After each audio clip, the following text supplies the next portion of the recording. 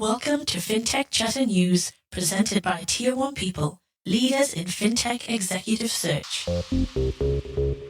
Follow us on your favorite podcast player or Fintech Chatter TV on YouTube.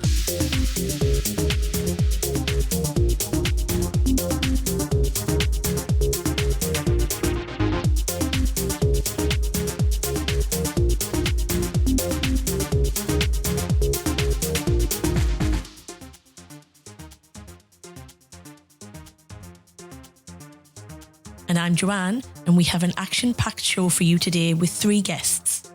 Chloe White from Genesis Block joins me later in the show to talk all things blockchain in what was a crazy week for news, even by the standards of the never-boring world of digital assets.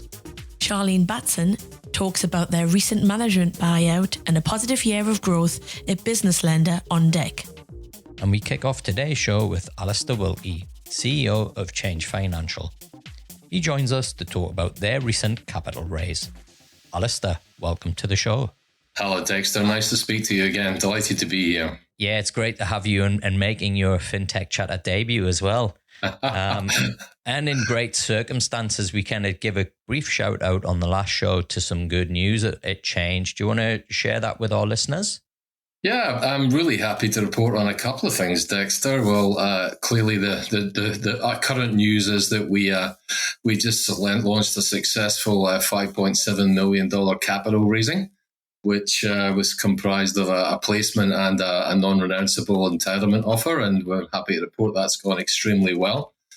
In current circumstances, you'll appreciate the tech stocks haven't been the flavour of the month through the capital markets, but successfully we're working on that right now. We finished the placement this week, and we're just launching our entitlement offer today. So looking forward to our other shareholders, our existing ones, actually coming on board with us and supporting us through these next number of years.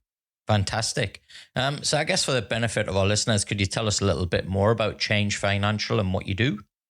Yeah, sure. Look, we are fundamentally a payments as a service business. So we fit within what people call the banking ecosystem, and we're exclusively focused on payments. And specifically what we provide is two platforms, really. One is a core card management solution, which is called Vertexon, and that really provides a core software solution that can provide banks and fintechs with a card access to card management. And on top of that, we can do their processing. More recently, we've added in things like direct issuing into the market through a relationship with MasterCard, which means we can offer a full service, particularly onto the cards area and our Vertexon platform. So that's one thing we do. We are a business-to-business organization, and we say we provide the core card management solution. But there's one other part to our business that we also provide to market, and that's a payments testing solution. It's a simulator, effectively, which is called PaySim, and that is actually used by like over 130 clients over 30-odd countries. Awesome. And what it really does is that it simulates payments, so it kind of shortens the time for testing, and it ensures that those clients who pick up and use this tool have the ability to certify their transactions through the various rails. It's actually currently used by FBOS in Australia, the domestic scheme network, and we're mandated for use. So anybody who wants to join into the FBOS network, well, I'm sure a lot of your clients will use themselves, then they can use our tool to certify their transactions through that. So there's two things. Simply put, a card solution with processing and issuing capabilities, and a testing solution. That's the only things we do. We keep it really simple and Change Financial. And that's been our mantra since we started this journey, is to simplify that payments experience. So that's the core of our business, two core products. Yeah, you got some kind of pretty impressive people involved as well, yourself. Pretty strong board. How have you found that that's helped through this, what you touched on before, really tough period, right, for anybody in the fintech or payment space? Yeah, look, we did complete a very strategic acquisition about 18 months ago. We were, for those that know us, we were exclusively a US operation. We built a very modern upfront payment solution and processor in the US.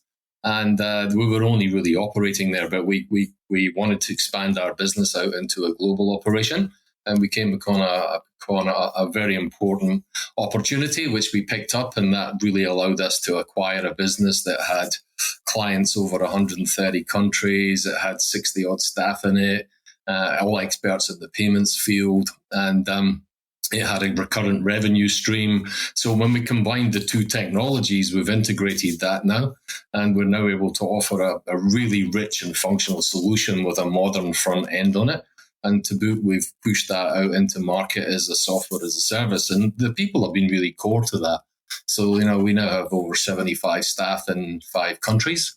And we've strengthened our board, as you mentioned earlier on. So we brought on some more, let's say, industry expertise, having secured the services of a former MasterCard executive for 20 years. So we're really strengthening up our board. And our staff are just fantastic. That was one of the great assets that we acquired, was all this expertise over the last sort of 20 years that they've been operating. Now, I remember, many moons back, getting my first credit card, and somebody said something to me, which was, "It takes a good man to get credit." And I'm going to transfer that now to current day and say, it takes a really good business to get investment in this current climate. So what is it that investors saw in change that's kind of got them excited and got them behind you at this point where, I think it's unanimously everybody saying it's difficult to get people excited? Yeah, it's just always interesting to ask the emotional question, isn't it, about excitement? But I'd say this. Where we've been in the last 18 months is in a transition phase, because we acquired a lot of business clients out there. And what's really moved us forward and got our clients excited is we've taken a modern approach to how we address the payment side of it. So for those, let's use an example. So the businesses that we now run, we have a client in Australia here who uses our technology. And what's in it for them and why they get excited about it is, we have the technology platforms now that in this particular bank in Australia can actually have somebody come online, request a credit card, debit card. They can go through all the processes internally in a very short space of time. And within 5 to 10 minutes of them being approved, we can actually have them through our bank client up and running with a card on their mobile phone or in a wallet. So that speed to market is really what's attractive and what excites a lot of our investors, is that taking that step to modernize the technology and provide what really the consumers want. And of course, our clients who are banks and fintechs want fast time to market. So we're able to provide all of that. And that gets the investors excited because they see that we're moving towards and ahead of the actual market and what's required. What's the value proposition here? And it's time to market really that pushes that hard. And we're able to offer those services to get clients like banks and fintechs up and running in a very short order, much shorter than it used to be. Yeah, awesome. Now, what would you say that, or the plans for this raise now, what's it going to enable you to do over this next 12 months? Well, one of the other exciting things that happened to us in the last 6 months is that having built and integrated our technology, launched it, we've kept the market ahead of where we're going and what our plans are. And the fantastic validation we had in taking this technology out to market is that we managed to secure 3 new clients in the United States, all who are kind of fintech based, and they've all signed up and contracted with us now, which means great forward revenues for us in that market. And perhaps more strategically important is that we secured a 5-year agreement with a number of building societies and credit unions in the New Zealand market for our full service platform. And that's a 5-year deal. It's worth about $15 million to us. We're now in the advanced throes of getting that up and running by the end of this year. So I think what excited some of the investors to us is that not only did we validate our technology and our investment, but we've secured a forward revenue stream for ourselves, which is the first one. And that's really got them quite excited about, that journey that we're on has been now, validated, as I say. So that's really, I think, the principal reason that they're behind us so much. Now, you talked about the people earlier. Do you have any plans to kind of hire? And if you are, what types of roles have you got? Because we get some seriously talented people listening to this podcast. We do in this transition period of us moving from that more software provider to a software as a service provider. We actually have taken on some new staff and skills into the industry, into our company rather. And that's really about specialist skills that we need to now deliver on this new launch of what some of our key pillars, which is that we're now a direct issuer, which makes us slightly different from others in the market.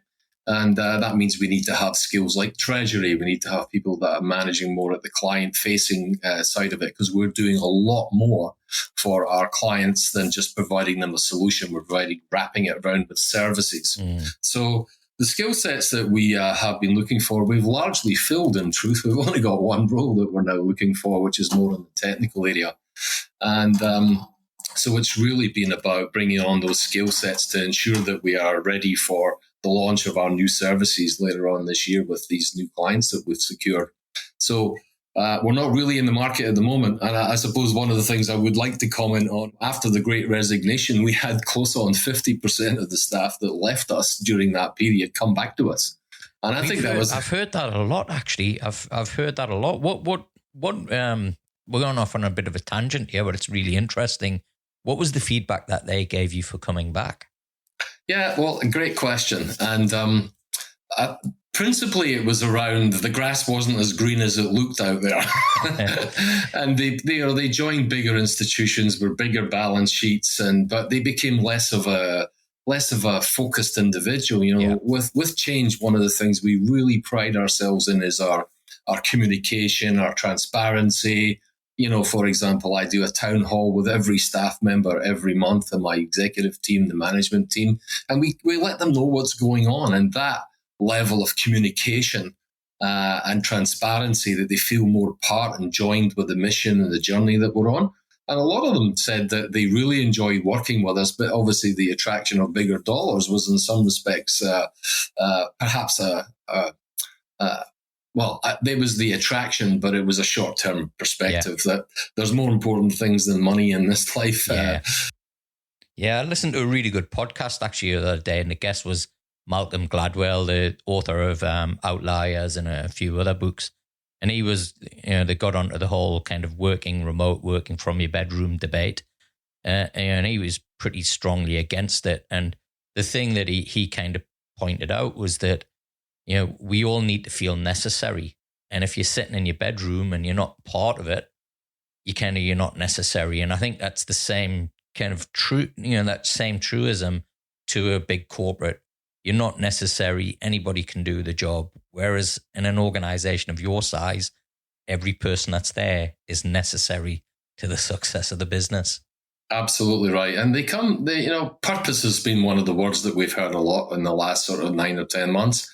They feel they've got great purpose. And when you can invent a story that says, this is where we're going, this is the journey, this is what's required. And we get the teams not only committed into that, but bought into it because they've got a real part to play in the story and building something exciting. And when they see the successes that we've had in terms of new clients, building really interesting tech stacks that address, the market requirements, allied to what are all really nice people. So more easy to get on. And I think that makes a huge difference to what you do. Absolutely. Now, before we wrap up, there's also a lot of founders that listen to this show. If they're looking for a card solution, what's the best way for them to get in touch with you? Well, look, there's a couple of answers to that. We've got a really updated website now, and on that website, you'll find contacts for people who want to speak to our sales team. We have a support desk that can help them with any technical questions. If you want to become a partner, because partnerships has been a core foundation of what we built in terms of working with, global and domestic partnerships to build out our business, you can contact us online. And we also have an investor and shareholder site as well on the website. So that's the kind of technical communications. We're on LinkedIn, so it's easy to reach out to us there. We publish quite a lot on that area. But if we really want to get down to it, and I'm kind of old-fashioned like this, if you want to speak to a person, right, which is always the magic, then you can contact us. Our Chief Product Officer, Vinny D'Alessandro, runs all of the sales and product and future journey that we're on from our technical roadmap. You can reach out to Vinny. You can write to him online. You can contact him through the website. And obviously, if it goes further down in terms of a specific interest in one of our solutions, then you can contact Nick Beach, who's our Senior Vice President for our card platform, and Ewan Wilson, who's our Senior Vice President for our payments technology. So multiple ways to reach us. Awesome. And that website address is changefinancial.com. Is that right? Absolutely. www.changefinancial.com. And one other thing that's worth noting for those clients that might not want to speak to us but want to see what we've got under the bonnet, well, we've recently put all our APIs up on there. So there's a sandbox that you can log into and go through a few of the normal routines. You can have a look at play around with what we've got on offer. And you can have a look at that with no obligations required, except we will call you. Awesome. Great. Well, thanks very much for joining me, Alistair, and sharing the good news. It's just another one of those kind of success stories that flies completely under the radar. So look, it's great to share that, what you're doing with Change with everybody in the community. Yeah, it's great. And thank you for hosting me today. I enjoyed the conversation. Long overdue, as they say. Timeleo has raised $7.5 million, underwritten by their 4 main shareholders. In addition, Simon Brewis Weston has joined the company as their CEO following the departure of founders Andrew and Charlotte Petrus. Send and Pexa have joined forces, providing faster and cheaper multi-currency settlement services for overseas property transactions. And iSelect has finalised an agreement to sell its insurance and utilities comparison service to its biggest competitor, Compare the Market. Open banking pioneers Frollo have announced the end of screen scraping. It's 2 years since Frollo made open banking history in Australia by completing the very first data exchange. They confirmed that the Big Four banks have already cut the practice of screen scraping, and 50 additional banks will follow suit later this year. It's been a tough year in general for Aussie fintechs, but one fintech that is having a good year is OnDeck. And I'm joined now by Chief Operating Officer Charlene Batson. Charlene, great to have you making your Fintech Chatter debut. Yeah, thanks very much, Dexter. I'm a fan of the show, so it's good to be here. Well, I've been trying a little while to get you on, so it's nice to kind of get you on in this new format where we're sharing good news. Before we kind of talk about the good news that you've got to share with OnDeck, do you want to tell our listeners a little bit about who you are and what you do? Absolutely. So OnDeck was actually one of the pioneers of online lending to small business, originally in the US. It launched in 2007, and then we brought the business over to Australia in 2015. So we've been going just about 7 years now. And originally that was a sort of joint venture with the US company, and we were obviously fortunate enough to be able to learn from them a lot about what they had been doing over there with a much bigger market, and many years of lending behind them. And so we partnered up with those guys and some local venture capital investors. And really the idea was to provide unsecured lending to small business up to $250,000 in a way that is fast and easy. And I think that any small business owner that's tried to get funding from traditional sources knows that it's definitely not fast, it's definitely not easy, and the answer more often than not is no. And you know, we go and talk to customers, and even today they tell us those problems with the banks still exist, and often they're made to feel almost like criminals for applying for working capital. So the way that we do that, and the sort of technology and the decisioning that enables that is what we call our koala score. And the Koala score is essentially our proprietary decision-making algorithm that we've built up over the 7 years and indeed with the US. And that enables us to get a decision back to a small business customer in under 2 hours. And we call that our Lightning Loan product. So it is very, very fast. It's 5 to 10 minutes to apply. And again, anybody that's tried to apply with a bank would know that's not the typical experience. And at the end of that banking typical experience, you're also asked to provide security such as your house, which a lot of small business owners understandably don't want to do. So that is what we do. And then in the end of last year, we actually did a management buyout and brought the majority share of the company to Australia. So 80% of the business is now owned locally, and there's a small shareholding in the US, which we're really, really excited about, and obviously the opportunity in front of us now. So as you said, it's been a really positive 2022 so far. Now the management buyout, I mean, the exec team, you've all been together quite some time. What was the kind of genesis or the thinking behind, hey, maybe we should do this?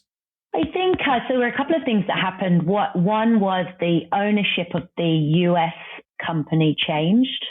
So a company called Innova bought OnDeck out, and Innova is predominantly a consumer-focused lender.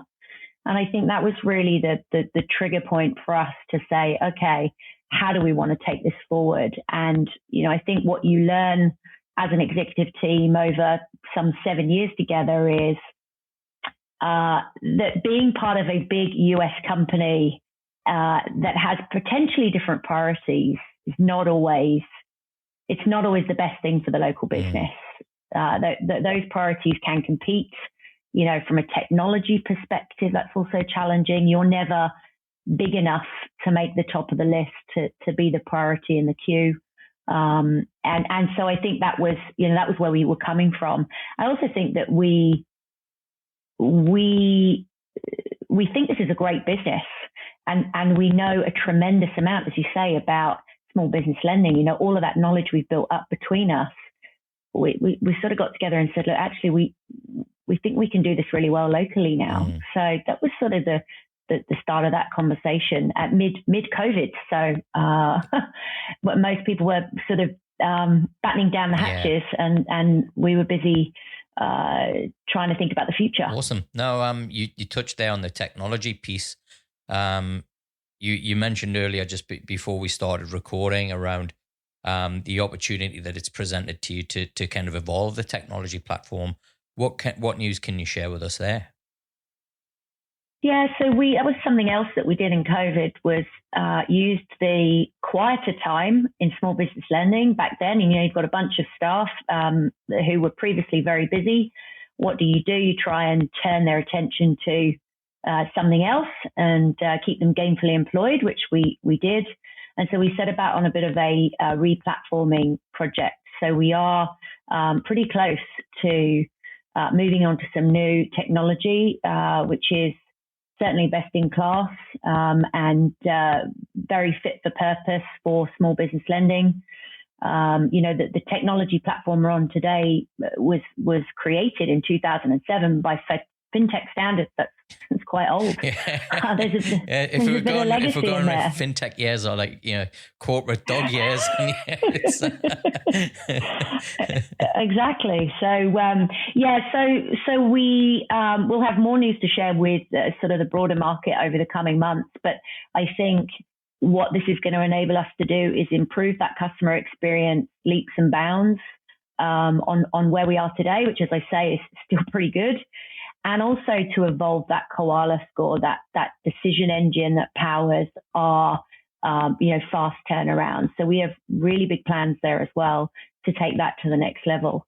And I think if you look at what the mortgage space has been doing around this, it's you see where lenders are trying to go to with much simpler application processes, instant turnarounds, these kind of things, are really where we see that consumers and indeed small businesses, that's the kind of thing that they're asking for. The world has changed. So and small business owners are as time poor as ever. Yeah. So it's a very exciting journey that we're on there, and watch this space. Awesome. Now, we've talked a little bit about small business, and you've had a really busy year this year. What's kind of your general sense, and what are you seeing, hearing from the small business economy as to where the strength of the economy here in Oz? Yeah, absolutely. I think so. We've seen lending applications up 40% the first half of the year versus the same period last year, and I think certainly the strength of demand has taken the whole sector, I think, a little bit by surprise. It's been extremely strong growth across both, the direct and the broker channels with customers seeking working capital. And, I think a lot of people talk about lending as a negative thing, but what we find with our customers is they are seeking capital to do positive things for their businesses, buy equipment, buy stock, have an opportunity to buy stock from overseas at a discount in bulk, these kinds of things, work on a new contract and hire more staff. They're all very positive. And so I definitely see that trend continues. Obviously, there's been a few sectors where it's been a little more tough. So, I think the obvious one being construction, home builders, and certainly rising costs in the transport space. So we are being a little bit careful to adjust our algorithm around those areas. But on the whole, really tremendous demand, which usually reflects business confidence. Yep. And certainly when we talk to our colleagues and some of our employees in the US, we also have a couple of people that we've hired remotely in Dallas, Texas, actually. Their experience of small business in the US is much more negative than the experience we're having here. And I think that the outlook here, so we're pretty buoyant for the rest of 2022. We're going to put the Aussie media out of business, if we keep having these real positive conversations. Now, as we mentioned earlier, Charlene, you are growing, and you have been hiring. If people are kind of interested in like the sound of the On Deck story, what's the best way for them to reach out? Absolutely. And I am going to plug that this week we made the 5th best place to work in Australia. Oh, excellent. Yes, according to the Great Place to Work study. So we were extremely proud of that, and certainly something as a management team post MBO, I think felt really, really good for us. So it is a great place to work. We do have open roles. So we are recruiting across technology, sales, certainly. And we have other roles coming up in the pipeline. So if people are interested, either drop me a note on LinkedIn and I'll connect you with the right people, or you can email your CV to au_careers@ondeck.com. That's ONDECK.com. Well, Charlene, thanks for coming on the show and sharing the positive news, and congrats to you and the whole team on just a fantastic kind of 2022 so far. Thanks, Dexter. Appreciate it. Applications are now open for the Finder Awards 2022. The closing date for submissions is Friday, the 2nd of September. A warning to all those social media finfluencers offering unlicensed financial advice. ASIC is watching you. $1 million fines and potential jail time has seen the worst offenders go quiet or even delete their online accounts for fear of retribution, or worse, going out and having to get a real job. In the latest people moves, MX51 have appointed Joan Newton as its head of people and culture. David Bicknell has departed Airwallex to join Immutable as their new CFO. And Jason Gardner, CEO and founder, caused shares of Marqeta to fall 24% after the announcement of his departure from the business. Jason leaves Marqeta after a stellar decade, which has saw the company rise as a global force in payments. He will be staying on as chairman. Well, it's been a massive week this week for blockchain, and as I know very little about it and won't pretend to either, I thought the best thing to do was to bring the greatest blockchain expert I know, Blockchain Leader of the Year, Chloe White. Chloe, welcome back to the show. It's great to see you, Dexter. Yeah, great to have you back with us. And as I mentioned there in the intro, it's been a pretty incredible week. It usually is an incredible week in blockchain, but this week's been even more incredible.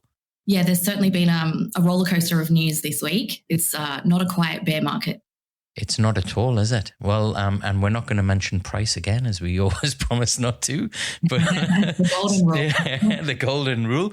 But let's kick off with something that's happening here in Australia, with the RBA making a fairly significant announcement this week. This is really interesting news that has come out from the RBA. It's in relation to central bank digital currencies. We've seen in the blockchain ecosystem, there's been a proliferation of stablecoins that have been issued, where essentially it's a cryptocurrency that's pegged to another asset, and the most popular stablecoins are pegged to the US dollar. And what's happened around the world is there's been a lot of central banks who've said they want to investigate the public issuance backed by government of these crypto stablecoins. And so the RBA has spent a number of years researching and running pilots on a wholesale CBDC, which means no retail access, which means they've been partnering up with Australian banks, but they have not involved any ordinary Australians or really done anything public in terms of thinking about how an everyday Australian would use a publicly issued digital Australian dollar. And what happened a few days ago is the RBA announced that for the first time, they will be explicitly and publicly looking into retail use cases of a central bank digital currency. Awesome. So, look, the kind of cynic in me wants to ask, is this just another case of innovation theatre, or do you think there's really something here? I think looking at the history of the RBA in this space, they have taken a slow and cautious approach, which I think is quite sensible, given all of the different policy outcomes that they want to weigh up. But I would say that the work that the RBA has done over the years has genuinely built up their own capability and expertise on this technology. And I'm sure that the next round of pilots that they do will continue to shore up their internal capability. I think that the fact that they're partnering up with the private sector to do this work is quite important as well. And they've demonstrated, again, a good track record of being willing to enter into those partnerships. One of the unique things about the way that this particular pilot is unfolding is that rather than going through their own network of banks, they're going through the Digital Finance CRC. And a CRC is where the public and private sector come together to fund research. And the CRC that we're talking about here also involves the cryptocurrency sector itself. So it's no longer just a case of the RBA and some big banks. We're actually working with the cryptocurrency industry now in this next phase. So that's another exciting aspect of this. Absolutely. Now, we talked about this a little bit around, I guess, concerns around government.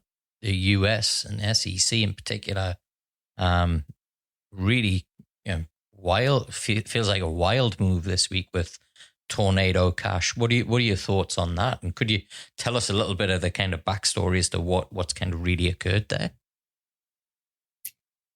This is a very controversial issue, and it comes back again to that tension between, the surveillance state and the policy intent of anti-money laundering regimes, and then also people wanting to try and protect their privacy on the internet, which we know from social media and other stories that we've heard is very hard to do. And even for people who have more of an interest in online privacy and data protection, we know the odds are stacked against the ordinary person when they're trying to be safe online. And with blockchain technology, because it is so transparent, we know the ledger is auditable and you can go and analyze and trace transactions. It is quite difficult to be private using blockchain. And so what people in the blockchain community have been doing for so long now is they've been trying to find ways of protecting their identity. And there are a lot of legitimate reasons why they would want to do this. Maybe they're trying to prevent being hacked or scammed or attacked, or just want to make sure that they're minimizing the potential for a stranger online to harass them by de-anonymizing any of their online footprints. So it's not purely just a case of people who are criminals or illicit actors, undertaking nefarious activity. However, what happened this week is one of the open source technologies that some people had used to try and preserve their privacy through cryptocurrency transactions, called Tornado Cash, had been sanctioned by the US government. And this is very unusual because sanctions are generally reserved for people or countries. In this case, the US has sanctioned lines of code. Yep. They have said, we're actually sanctioning this technology. The protocol is not to be used by any Americans. And they've also shut down the GitHub accounts of developers who had been involved in contributing to the code base.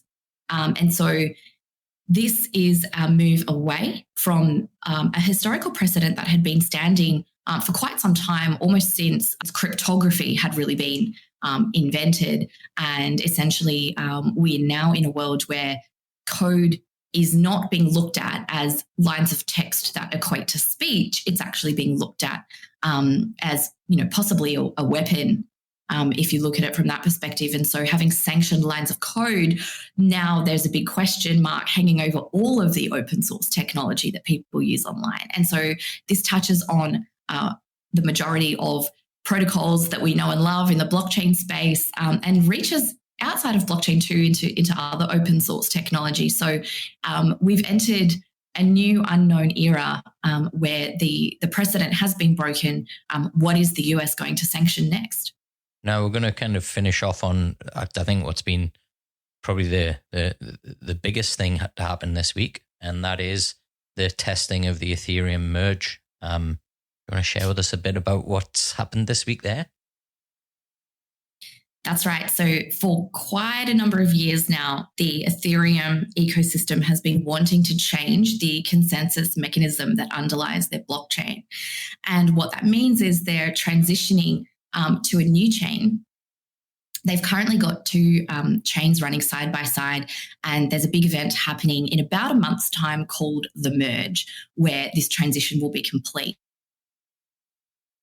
It's been quite slow to get to this point, but in the last 6 months or a bit more, there has been a lot of momentum, and now the finish line is in sight. So what we can see is that all of the tests that have been run in recent months have gone quite well. And so now we're ready for the final merge in the middle of September. So, one of the main drivers or motivators for making this radical change to the structure of how Ethereum works is that the Ethereum community wants to make their blockchain more energy efficient.